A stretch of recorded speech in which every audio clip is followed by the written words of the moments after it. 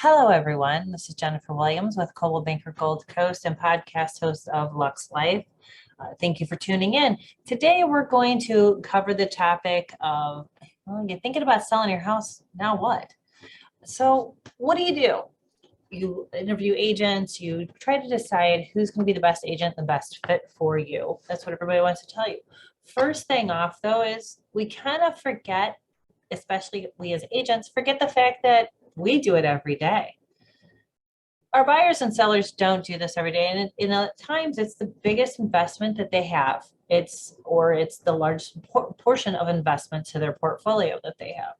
So in these coming series of Lux Life, we're going to be covering the topics of, you want to list? Now what? You want to buy? Now what? Now what? So first off, we're going to start with you go ahead. What do you do as a listing? You decide, first thing that happens, as soon as you decide to have a birthday party, what do you do? Oh my gosh, the first thing you notice is the house clean enough? Why did I paint the wall that color? What was I thinking? I'm going to have people see this. I'm going to have people coming into the house. What's going to happen? I'm embarrassed to see what are they going to think? So let's slow down and let's relieve a little anxiety, if we will.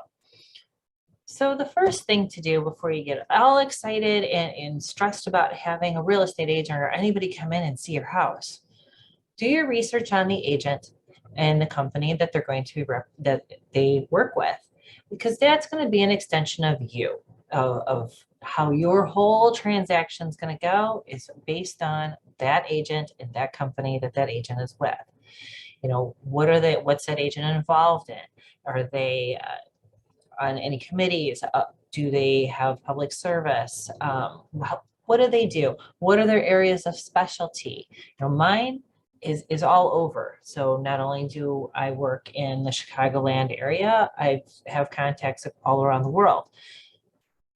But that being said, how does that help with your home that's, say, in the Chicagoland suburbs? Do you choose a local agent, or do you choose someone like myself that's from the Gold Coast? That's all personal preference. But what we're going to do is take a look at, let's say you're getting ready to interview your real estate agents, no matter who they are, no matter what company they are. What can you expect? When you interview these agents that are coming through the door, you're of course going to do your research. You're going to look and see, check them out on Google, check out the reviews. You're going to ask the questions before you let them come in the door. Some of those questions should be, what kind of lockbox do you use? I kind of covered that on my TikTok at Jennifer Williams Broker a couple episodes ago about the difference between a combo box and a central lock box. And some clients, they only want agent assisted showings. And we'll cover that again in a different topic. So we let the agent come to the home. We're kind of upset. We're kind of like, oh, maybe I shouldn't have done the second guessing, pit in your stomach. Just don't really want to do this, but you have to make this move for whatever reason it is. Maybe you're upsizing, maybe you're downsizing, maybe you're relocating, maybe you're adding another home. No idea, but you're going to sell your home. So now what? So an agent was going to come in and understand what I'm going over in this podcast is not legal advice. I am not a lawyer. I do not give legal advice. I'm stating facts, and some of them I'm generalizing because, again, I do not hold a law degree. However, I am a real estate agent, and actually I'm a realtor, and that will be covered in another topic in another episode as well. So what we do is we bring in what is called a listing agreement. So we forget. We think we have the agent in, we sit down, we have coffee, we have tea, we chat, we show them the home.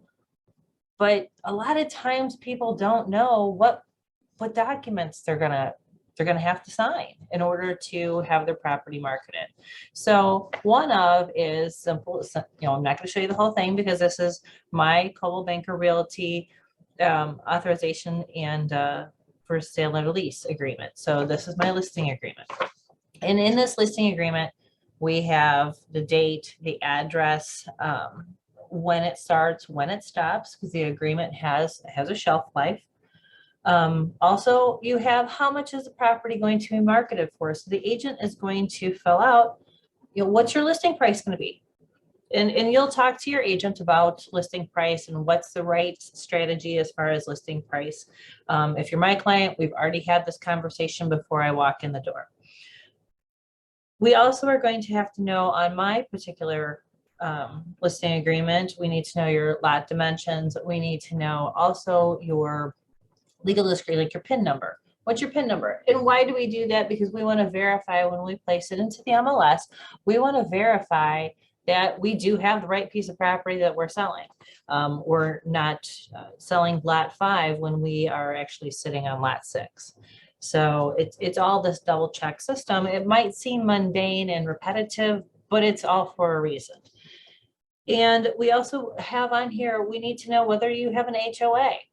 Some people have an HOA, some do not. If you do, how much is your monthly HOA, or is it calculated on an annual basis? What does your HOA include?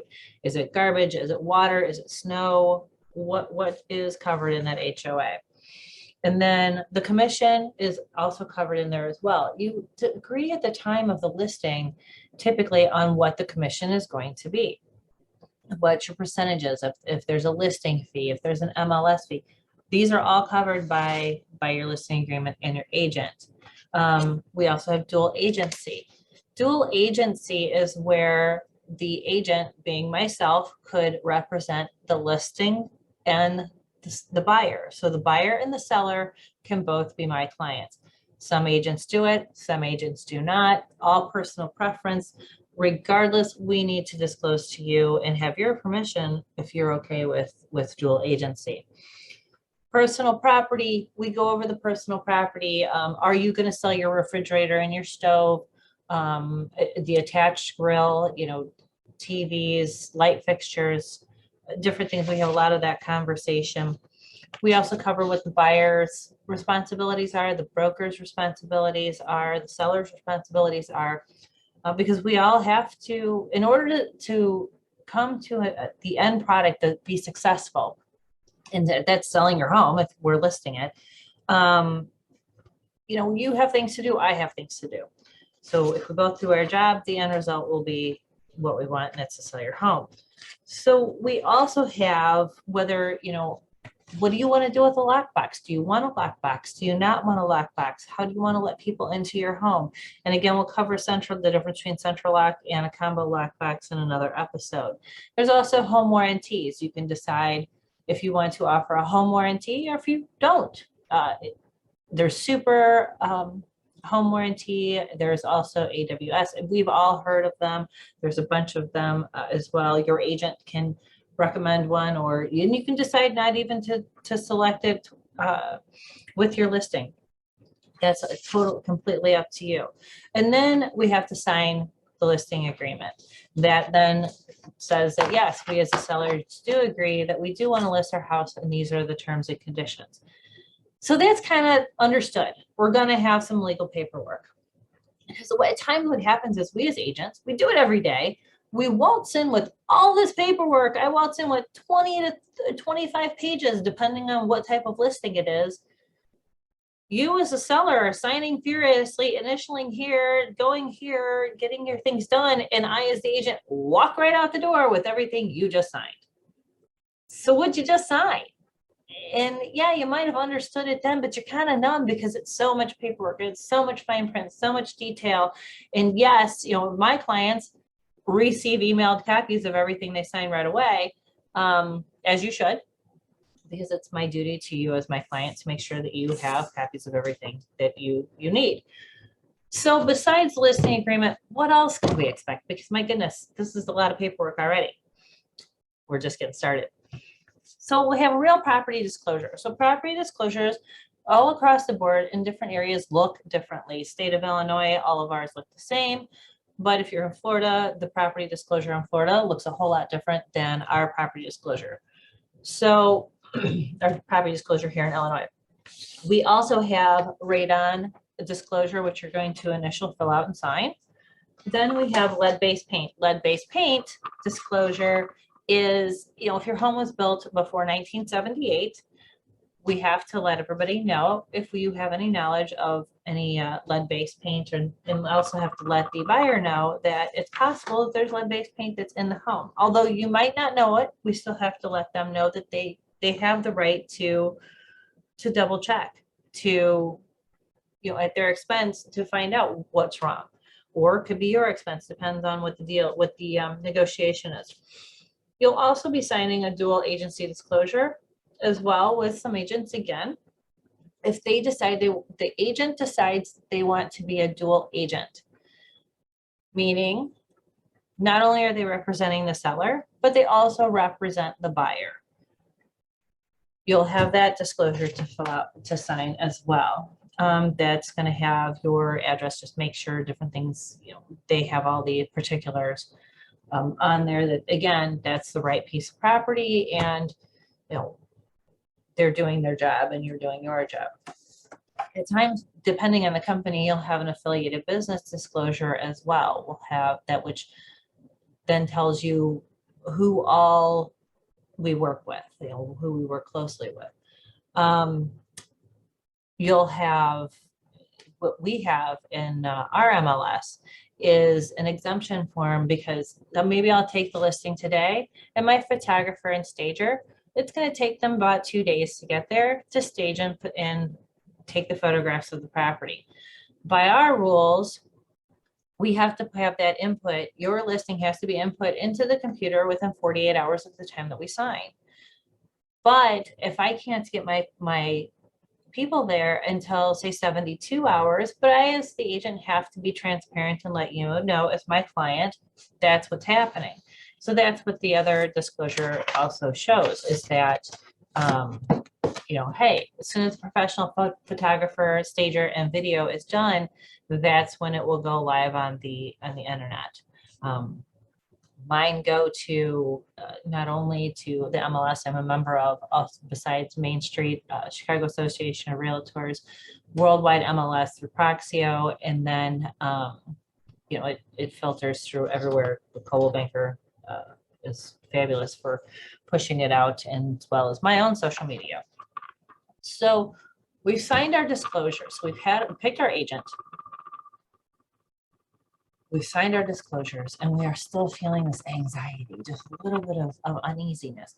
Me as an agent, it's my job to help alleviate any of the anxiety and answer your questions, and help you to understand that this is a process, but I'm here. I answer my phone.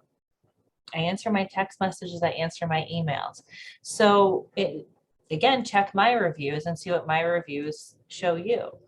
I have some fantastic reviews that are very heartfelt from my clients, which are unbelievable. So we have like the fear of unknown at times. We don't know what's going to come through the door, who's going to come through the door, are they vetted?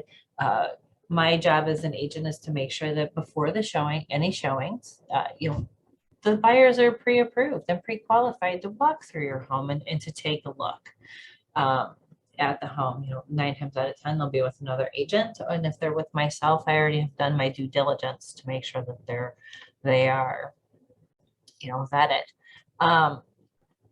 We want to know who to turn to. Who do we turn to trust to list our home and to represent us at the best light possible?